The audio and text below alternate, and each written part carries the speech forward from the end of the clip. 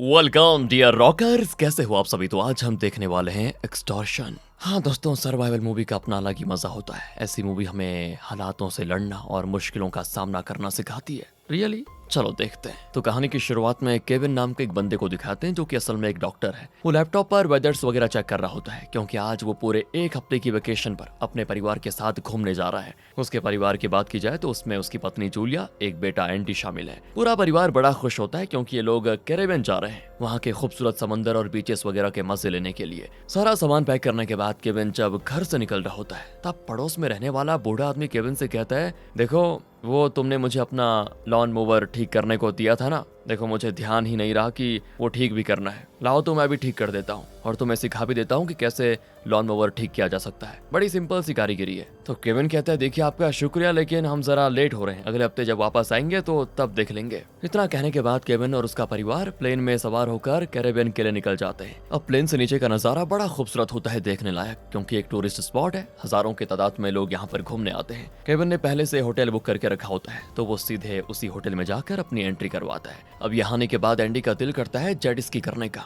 ये असल में मोटर वाली नाव होती है दोस्तों, जिसमें लोग बैठकर समंदर की सैर करते हैं। तो केविन जेट स्की रेंट पर लेने के लिए जाता है, पर रेंट वाला बंदा कहता है, माफ करना, आज तो कोई जेट स्की खाली नहीं है, पहले से बुक करनी थी आपको। एक काम करो, अपना नाम लिखवा दो, कल तक आपको मिल जाएगा। तो केविन उसको थोड़ा एक्स्ट्रा पैसे देकर मनाने की कोशिश करता है, लेकिन वो बंदा कहता है कि मैं कुछ नहीं कर सकता। लेकिन हाँ, यहाँ से थोड़ी दूर पर कुछ बंदे रहते हैं, वो रेंट पर अपनी नाव देते हैं, तो एक बार उनसे बात कर लो, क्या पता आपका काम बन जाए। इसलिए केविन उन लोगों के पास जाता है जो केविन को एक बहुत ही बढ़िया नाव दिखाते हैं। और ये थोड़ी बड़ी नाव है दोस्तों, जिसमें केविन अपने पूरे परिवार के साथ सवार होकर समंदर के मजे ले सकता है। इसलिए केविन नाव का किराया देकर उसको ले लेता है और नाव लेकर अपने परिवार के पास आ जाता है, जहाँ एंडी और जूलिया नाव को देखकर बड़े खुश होते हैं कि चलो मजा आएगा अब। और तीनों समंदर की सैर पर निकल पड़ते हैं करीब 3 घंटे के लिए दोस्तों, क्योंकि 3 घंटे के लिए नाव रेंट पर ली है। तो 1 घंटा काफी दूर आने के बाद जूलिया कहती है, हमें वापस चलना चाहिए, काफी दूर आ चुके हैं। पर एंडी को सामने एक आइलैंड दिखाई देता है, तो वो जिद करता है कि मम्मी प्लीज एक बार वहां जाना है आइलैंड पर, थोड़ी देर रुकेंगे फिर आ जाएंगे, नजदीकी तो है।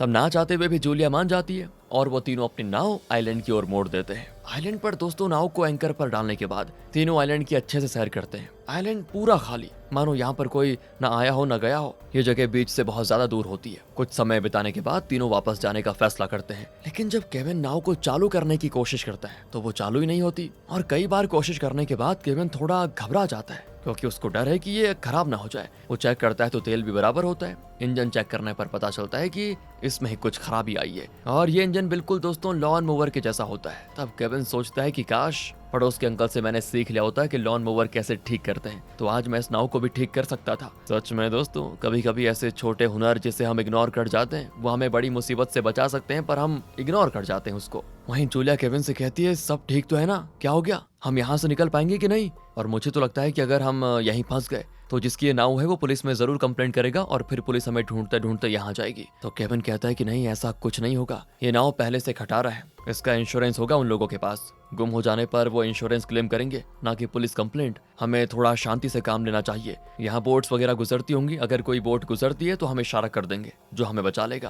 पर जूलिया और एंडी बड़े डरे होते हैं। केविन वादा करता है उन दोनों से कि देखो घबराओ मत, मैं किसी भी हालात में तुम दोनों को यहाँ से लेकर जाऊंगा। एंड अब बोट का इंतजार करते करते सुबह से शाम और शाम से अगली सुबह हो जाती है, लेकिन किसी भी बोट का नामो निशान नहीं होता। वो लोग हिम्मत हारने वाले होते हैं कि तभी एक उम्मीद की किरण बनकर सामने उनको एक बोट दिखाई देती है जो पास से ही गुजर रही थी। वो लोग पूरी ताकत से आवाज लगाते हैं बोट को, ताकि बोट वाला उनको बचा ले। लेकिन अफसोस की बात दोस्तों, बोट वाला उनको देख नहीं पाता और अपना सीधे रास्ते से निकल जाता है। ये देखकर इनकी हिम्मत टूट जाती है कि यहाँ बैठे रहने से कुछ नहीं होगा, हमें कुछ और करना होगा। यही सोचते सोचते एक और दिन गुजर जाता है, पर अब भूख प्यास से एंडी की तबीयत खराब हो जाती है। उसको जल्दी हॉस्पिटल नहीं ले जाया गया तो जान भी जा सकती है। इसलिए केविन कोई दूसरा सहारा न मिलने पर उसी बोट को समुद्र में उतार देता है और चप्पू की मदद से उसे आगे बढ़ाने की कोशिश करता है। अब यहाँ तक आने में मोटर वाली नाव को करीब 1 घंटा लगा था। चप्पू से जाने में न जाने कितना समय लग जाएगा, पर समय लगेगा वो तो चल जाएगा, लेकिन ताकत का क्या दोस्तों। 2 दिन बिना खाना पानी की वजह से केविन की हिम्मत जवाब दे जाती है। वो काफी देर तक चप्पू चलाता है, लेकिन थक हार कर वो नाव में ही लेट जाता है, इस उम्मीद में कि हवाएं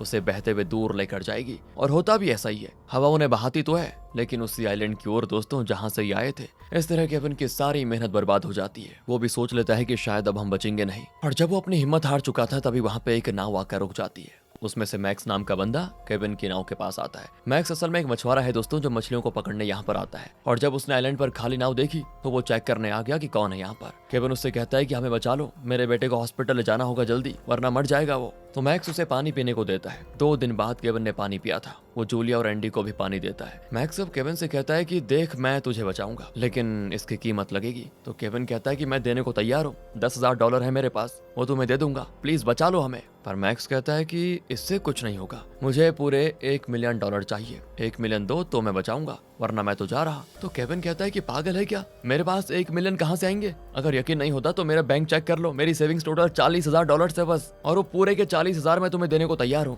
प्लीज हमें बचा लो, वरना मेरा बेटा मर जाएगा।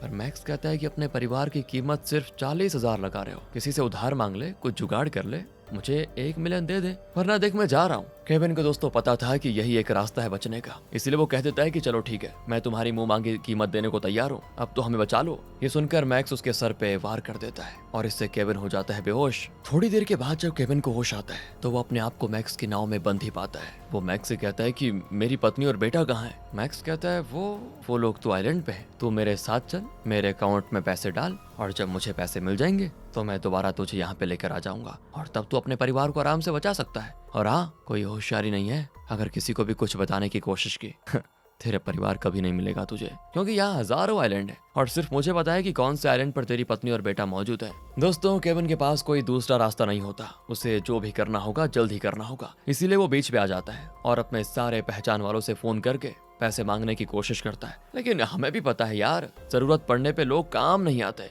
ऐसा ही केविन के साथ भी हो रहा था। कई लोग पैसे का नाम सुनते ही फोन कट कर देते हैं, लेकिन फिर भी कई सारे लोगों से थोड़े थोड़े पैसे मांगने के बाद उसके पास हो जाते हैं टोटल $1,93,789, जो कि 1 मिलियन से बहुत ही कम है दोस्तों। पर मैक्स अभी एक बैंक में खड़ा है जहां काफी ज्यादा लोग मौजूद हैं। तो इस मौके का फायदा उठाकर केविन उससे कहता है कि इतने का ही बंदोबस्त हुआ है, यही पैसे लो और मुझे मेरे परिवार को छोड़ दो, वरना मैं चिल्ला चिल्ला कर सभी को बता दूंगा कि तुमने मेरे परिवार को अपहरण कर लिया है। और ये सुनकर मैक्स डर जाता है, वो उतने ही पैसे लेने को हो जाता है तैयार। अब मैक्स सबसे पहले दूसरे बंदे को फोन करके कंफर्म करता है कि पैसे आए या नहीं। तो पैसे की पुष्टि होने के बाद मैक्स केविन को एक दूसरी नाव में डालकर बंद कर देता है। केविन कहता है कि मैंने पैसे तो दे दिए, फिर तुम मेरे साथ क्या कर रहे हो? मैक्स कहता है कुछ नहीं कर रहा, अपनी सेफ्टी का बंदोबस्त कर रहा हूँ। मैं तुझे आइलैंड पर लेकर जाऊंगा, वहाँ ये वाली नाव छोड़ दूंगा, उसके बाद मैं अपनी नाव लेकर वापस आ जाऊंगा, और फिर उसके 1 घंटे के बाद तू आइलैंड से निकलेगा, ताकि मुझे अच्छा खासा टाइम मिल जाए तेरी नजरों से दूर भागने का। इससे केविन मान जाता है, क्योंकि वो और कर भी कह सकता था बेचारा।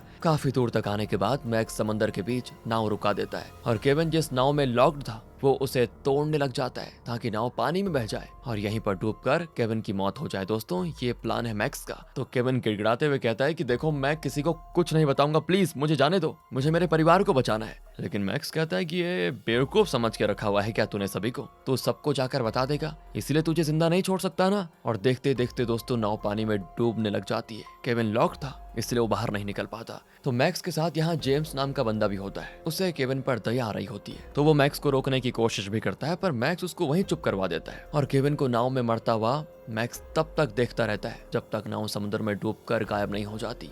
इसके बाद वो तुरंत ही वहां से भाग जाता है। लेकिन जिसको भगवान भी बचाना चाहते हैं उसको कौन मार सकता है दोस्तों? नाव में एक जगह पर एयर बबल बन जाता है, जिस वजह से पानी नाव के उस हिस्से में पहुंच नहीं पाता। तो वहीं से केविन हल्की हल्की सांसें लेता है और दरवाजे को तोड़ने की कोशिश करता है ताकि वो नाव से बाहर आ सके। और काफी देर की बहुत मेहनत के बाद केविन बाहर निकल पाता है। लेकिन अपार समंदर, उसके बीच बिना किसी चीज के जिंदा रहना भी तो आसान नहीं है। ऊपर से उसके पैर से खून भी निकलता है, जिससे शार्क्स वगैरह वहां आकर्षित हो जाती है। पर तभी वहां से एक बोट गुजरती है जो केविन को देखकर तुरंत उसको बचाते हुए बीच पर लाकर एडमिट कर देती है। केविन को तो बचा लिया गया है दोस्तों, लेकिन उसकी पत्नी और एंडी का क्या? वो दोनों तो अभी भी उसी आइलैंड पर तड़प रहे हैं। अब होश में आने के बाद केविन पुलिस को सारी बातें बताता है, इसीलिए एक बड़े रेस्क्यू मिशन की तैयारी की जाती है। पर यह समय रात का था, अंधेरे में किसी अनजान आइलैंड पर 2 अधमरे लोगों को ढूंढना नामुमकिन। इसलिए वो केविन से कहता है कि रेस्क्यू मिशन सुबह से शुरू होगा, हम उससे पहले कुछ नहीं कर पाएंगे। तो केविन कहता है कि इसमें कितना टाइम लग सकता है और कितनी देर में आप मेरी पत्नी और बेटे को बचा लोगे? पुलिस वाले कहते हैं कि अगर सारी ताकत झोंक दी जाए तब भी 1 हफ्ता लग जाएगा,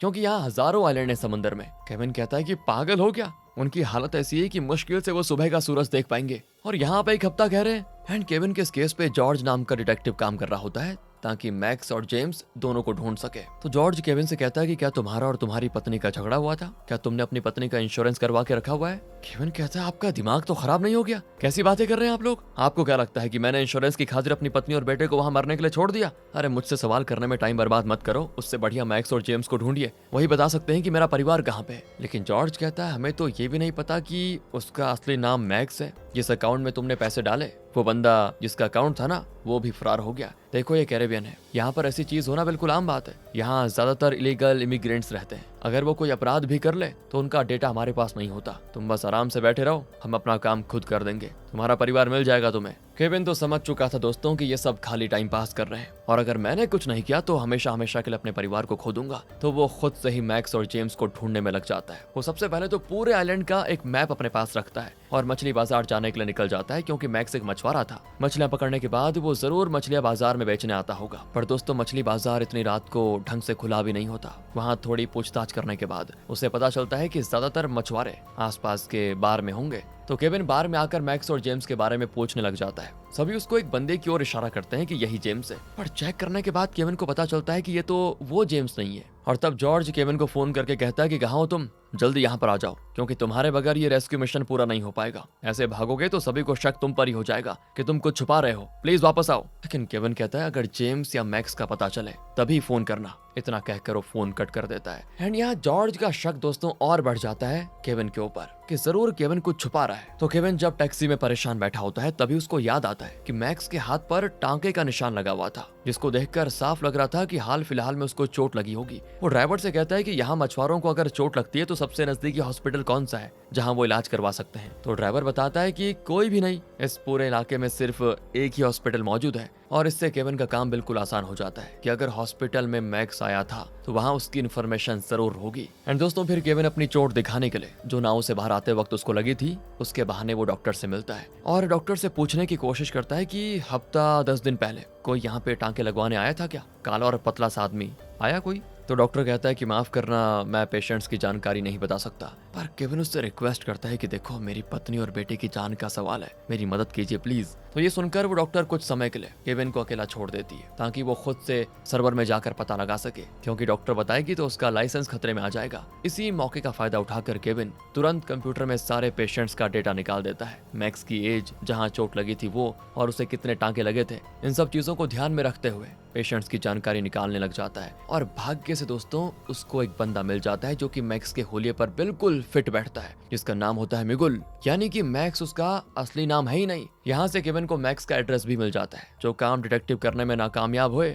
केविन ने खुद के दम पर वो करके दिखा दिया। और इस चीज से केविन की खुशी का ठिकाना भी नहीं होता कि वो अपने परिवार को बचाने के बहुत ही करीब आ चुका है। वो तुरंत ही उस एड्रेस पर जाता है जहाँ एक महिला अपने बच्चे के साथ रहती है। तो केविन उसको धमकाते हुए कहता है कि मिगुल कहाँ पर है, मुझे उससे मिलना है। वो महिला कहती है मुझे नहीं पता, तुम किसकी बात कर रहे हो, ये नाम का कोई इंसान यहाँ रहता ही नहीं। पर केविन को पता था ये झूठ कह रही है, इसलिए वो घर में घुसकर तलाशी लेता है, जहाँ दीवार पर दोस्तों उसको मैक्स की फोटो मिल जाती है, जिससे कंफर्म हो जाता है कि ये मैक्स का ही घर है। और तभी घर पर मैक्स भी आता है। वो सामने केविन को देखकर हो जाता है हैरान और सीधे केविन को मारने के लिए उस पर टूट पड़ता है। केविन भी सर्जरी वाला चाकू लेकर आया था साथ में, इसीलिए वो भी मैक्स को मार देता है। पर तभी मैक्स की पत्नी क्रॉसबो केविन पर तानते हुए उसे रुक जाने को कह देती है। लेकिन फिर केविन भी मैक्स की बेटी को हॉस्टेज बनाकर कहता है कि बता मेरी पत्नी और बेटा कौन से आइलैंड पे है, बता, वरना मैं इसे नहीं छोड़ूंगा। और ये सुनकर मैक्स और उसकी पत्नी घबरा जाते हैं और हड़बड़ी में उनसे वो क्रॉसबो चल जाता है जो सीधे बच्ची के आर पार होकर उसकी जान ले लेता है। साथ ही आधा वो बो केविन के पेट में भी घुस जाता है। मैक्स तो ये देखकर और भड़क जाता है कि तूने मेरी बेटी को मार दिया। तो केविन उसको रोकने की कोशिश करता है, पर न मानने पर केविन सेल्फ डिफेंस में मैक्स को जान से मार देता है। और ये खबर पुलिस वालों को लगते है केविन को पकड़ लेते हैं दोस्तों वो, और उसे हथकड़ी पहना देते हैं। जॉर्ज कहता है कि रेस्क्यू मिशन बंद कर दिया गया है, क्योंकि यहाँ के सरकार के हिसाब से तुम एक अपराधी हो जिसने 2 लोगों की जान ली है, इसलिए तुम्हारी कोई मदद नहीं करेगा। तुम अब हमेशा हमेशा के लिए जेल में रहोगे। मुझे तो पहले से लग रहा था तुम्हारी कोई पत्नी बेटा आइलैंड पर फंसा ही नहीं। तुमने इंश्योरेंस की खातिर मैक्स से अपने परिवार को मरवाया और मैक्स को भी मारने चले गए ताकि खुद बच जाओ, है ना? बेचारा केविन तो कहे जा रहा होता है कि जो भी मैंने किया वो सेल्फ डिफेंस में किया है, मेरा ऐसा कोई इरादा नहीं था। पर उसकी कोई नहीं सुनता। केविन को पता था कि जेल गया तो जेल में सड़ जाऊंगा और मेरा परिवार वहाँ आइलैंड पर मर जाएगा, इसलिए वो चालाकी से पुलिस वाले की गन छीन कर उस पर ही तानते हुए वहाँ से भाग जाता है और सभी उसको ढूंढते हैं, लेकिन वो कहीं नहीं मिलता। अगले दिन केविन अपना हुलिया बदलकर ऑफिस में आता है। जहाजों की एंट्री वगैरह होती है वहाँ, तो केविन वहाँ बैठे बंदे से मिगुल नाम के मछुआरे के बारे में पूछता है कि मुझे उससे मिलना है, क्या आप बता सकते हो उसका जहाज अभी कहाँ मौजूद है। केविन को पता करना था कि कहीं मैक्स ने अपने जहाज में कुछ लोकेशन वगैरह बना कर रखी होगी, जिससे शायद उस आइलैंड की लोकेशन का कुछ पता चल जाए। लेकिन तभी वो बंदा कहता है कि उसकी नाव तो सील कर दी गई है, वहाँ कोई नहीं जा सकता, इसलिए माफ करना, मैं आपकी हेल्प नहीं कर पाऊंगा। ये सुनकर बेचारा केविन निराश होकर वहाँ से चला जाता है और सिविल ड्रेस में दोस्तों पुलिस भी उसको ढूंढ रही होती है। केविन सभी से छुपते छुपाते जेम्स को ढूंढने में लग जाता है कि मैक्स तो नहीं रहा, शायद जेम्स मुझे वहाँ पहुँचा दे, और वो मिलेगा कहाँ ये तो केविन को पता ही नहीं। तभी एक पुलिस वाला उसी की ओर बढ़ने लग जाता है, तो केविन तुरंत ही सामने से जा रही बस में सवार होकर निकल जाता है वहाँ से। और किस्मत से दोस्तों उसी बस में जेम्स बैठा होता है, जो शहर छोड़कर भागने की प्लानिंग में होता है। और केविन पर जैसे ही उसकी नजर पड़ती है, वो तुरंत खिड़की से कूदकर भागने की कोशिश करता है। केविन को पता था कि जेम्स को उस पर दया आई थी उस समय जब मैक्स उसको मार रहा था, इसलिए वो जेम्स से विनती करता है कि प्लीज भाई मेरे परिवार को ढूंढने में मेरी मदद करो, तुम्हारा एहसान होगा, मैं किसी को कुछ नहीं बताऊंगा, तुम्हें पुलिस के पास भी नहीं लेकर जाऊंगा, प्लीज बस मुझे उस आइलैंड तक पहुंचा दो। और ये सुनकर जेम्स उसकी हेल्प करने को तैयार हो जाता है, पर तभी एक ट्रक वाला अनजान आदमी सीधे जेम्स को टक्कर मार देता है। और ये टक्कर इतनी भयानक होती है कि केविन को सदमा लग जाता है कि ये क्या हो गया। वो जल्दी से जेम्स के पास आकर उसको सभी आइलैंड का नक्शा दिखाता है और उससे कहता है कि प्लीज बता दो वो कौन सा आइलैंड है जहाँ मेरा परिवार फंसा हुआ है। जेम्स की हल्की हल्की सांसें चल रही होती हैं और उसी हालत में वो उंगली से इशारा करके वो आइलैंड बता देता है। इसलिए केविन तुरंत उस ट्रक वाले को कहता है कि मुझे अपने परिवार को बचाना है, तब तक तुम इसे हॉस्पिटल लेकर जाओ, ये बच जाएगा। ट्रक वाला भी जेम्स को लिए हॉस्पिटल के लिए निकल पड़ता है। तो वहीं केविन पैदल ही दोस्तों बंदरगाह की ओर भागता है ताकि उस आइलैंड तक पहुंच सके। भागते भागते उसको चोट से काफी ज्यादा खून भी बहता है, जो चोट उसको बो के कारण लग गई थी उसी से। लेकिन तब भी वो हिम्मत नहीं हारता और बड़ी मुश्किल से बंदरगाह पहुंच जाता है। लेकिन आइलैंड जाने के लिए नाव लगेगी। उसको कुछ बंदे दिखाई देते हैं जो नाव से कहीं घूमने जा रहे होते हैं, तो केविन उनसे रिक्वेस्ट करता है कि मुझे इस आइलैंड तक छोड़ दोगे क्या। लेकिन वो लोग नहीं मानते, उनको अच्छे पैसे चाहिए थे वहां तक जाने के लिए। ये सुनकर केविन उनको अपनी गन दिखाता है जो उसने पुलिस वाले से छीन ली थी, और गन से डराकर वो नाव ले लेता है उनकी। अब दोस्तों वैसे भी पुलिस उसके पीछे पड़ी हुई है, तो कुछ और अपराध कर लेगा तो क्या ही जाएगा। लेकिन यहाँ भी किस्मत उसका साथ नहीं देती। नाव चालू होते ही उसको पता चल जाता है कि नाव में तेल है ही नहीं, इसीलिए वो तेल फिल करने लग जाता है। लेकिन जब तक तेल फिल होता तब तक पुलिस वाले नाव को लेकर वहां पहुंच जाते हैं केविन को पकड़ने के लिए। लेकिन केविन भी तुरंत तेल भर के नाव को उसी आइलैंड की ओर घुमा देता है। पुलिस वाले वार्निंग भी देते हैं कि अगर नहीं रुके तो गोली चला देंगे, पर केविन नहीं रुकता, इसीलिए वो गोली चलाने लग जाते हैं। केविन की गन की गोलियां भी खत्म हो जाती है और पुलिस वालों के पास तो राइफल मौजूद है, जिससे केविन सारी उम्मीद हार जाता है कि शायद इस फायरिंग में मैं मारा जाऊंगा। पर तब उसको उम्मीद की एक किरण दिखती है। जिस नाव पर वो सवार है ना, उसमें डबल इंजन लगा होता है, क्योंकि ये एक रेसिंग नाव है। तो केविन जैसे दोनों इंजन चालू करता है, नाव बहुत ही तेज रफ्तार से आगे बढ़ने लग जाती है और पुलिस वाले बहुत पीछे रह जाते हैं। और इस तरह उनकी आंखों के सामने ही केविन बिल्कुल ओझल हो जाता है। केविन के पास फिलहाल सब कुछ था, बस सब कुछ ही फासला रह गया था उसको अपने परिवार से मिलने के लिए। लेकिन क्या अभी तक उसका परिवार जिंदा होगा, कुछ पता नहीं दोस्तों। अब केविन जल्दी जल्दी आइलैंड पर आने के बाद जूलिया और एंडी को ढूंढता है, जहाँ उसे वहीं पर अधमरी हालत में वो दिखाई देते हैं। वो डॉक्टर तो था ही, इसीलिए जल्दी जल्दी उनको चेक करता है। जूलिया की हालत प्यास की वजह से बहुत ही खराब थी, तो वो उसको पानी पिलाता है जो उसे नाव में मिल गया था। पर एंडी की हालत दोस्तों काफी ज्यादा खराब है, वो होश में भी नहीं होता। केविन उसको लगातार सीपीआर देने की कोशिश करता है, लेकिन तब भी वो होश में नहीं आता और एक पल के लिए उसको ऐसा लगता है जैसे उसने अपने बेटे को खो दिया। लेकिन भगवान की दया से उसकी मेहनत रंग लाती है और एंडी होश में आ जाता है। इसलिए केविन सबसे पहले उसको नाव में डालता है और दोबारा से जूलिया के पास आकर उसको गोद में उठाता है ताकि उसे भी नाव पर सवार कर सके, क्योंकि जूलिया खुद से चलने की हालत में नहीं थी। लेकिन कुछ कदम आने के बाद केविन की हिम्मत जवाब दे जाती है, क्योंकि क्रॉसबो का जो बो था ना, उसके पेट में लग गया था पहले। वो भयंकर तरीके से दर्द करने लग जाता है। ऊपर से केविन ने खुद कुछ खाया भी नहीं, इसलिए उसके पैर आगे बढ़ नहीं पाते। इस वजह से वो वहीं पर जूलिया को लेकर गिर जाता है। नाव उसके सामने खड़ी होती है, जो बस कुछ ही कदम की दूरी पर थी। लेकिन केविन के अंदर इतनी हिम्मत नहीं बची थी कि वो नाव तक जा सके। बेचारे केविन ने इतनी मुश्किलों का सामना किया, मौत से लड़कर, कई खतरों को मात देकर और अपनी हालत की परवाह किए बगैर अपने परिवार को बचाने के लिए लड़ता रहा और पहुंच गया यहाँ। लेकिन अब उसके अंदर इतनी हिम्मत नहीं बची कि 10 कदम दूरी का फैसला तय कर सके। वो खुद को कोस रहा होता है कि मैं अपने परिवार से किया हुआ वादा पूरा करने में सफल नहीं रहा, मुझे माफ कर देना। सच में दोस्तों ये सीन थोड़ा इमोशनल वाला था और यही सोचते सोचते उसकी आंखें बंद हो जाती हैं। ऐसा लग रहा था कि केविन ने अपना दम तोड़ दिया। तभी वहाँ पुलिस के हेलीकॉप्टर पहुंच जाता है जो केविन को ढूंढता हुआ यहाँ पर आया था। वो उसे और उसके परिवार को देख लेते हैं। हेलीकॉप्टर की आवाज सुनकर केविन की आंखें खुल जाती हैं, यानी कि केविन अभी भी जिंदा है दोस्तों। और फिर पुलिस वाले केविन के परिवार को तो बचा लेंगे, लेकिन उन्हें बचाने के लिए केविन ने जो किया शायद उसके लिए उसको जेल जाना पड़ेगा। पुलिस का भी कमाल है दोस्तों, जितनी जल्दी उन्होंने केविन को ढूंढ निकाला उतनी जल्दी अगर वो जूलिया और एंडी को ढूंढने में लगाते तो शायद केविन को ये सब करना ही नहीं पड़ता। पर इन सब से केविन को कोई मतलब नहीं था। उसका परिवार सुरक्षित रहे, इससे बढ़कर उसके लिए कोई चीज नहीं थी। इंसान अगर हिम्मत करे तो वो क्या नहीं कर सकता। अगर केविन पुलिस वालों के भरोसे बैठा रहता तो शायद इसका परिवार बच नहीं पाता, लेकिन केविन ने एक कर दिखाया। और इसी इमोशनल सीन के साथ ये मूवी यहाँ पे खत्म होती है। बाकी यू आर वेरी इंटेलिजेंट। आप बताइए आपको क्या फील हुआ। मिलते हैं आपसे अगली वीडियो में। ध्यान रखिए अपना। Thanks for watching.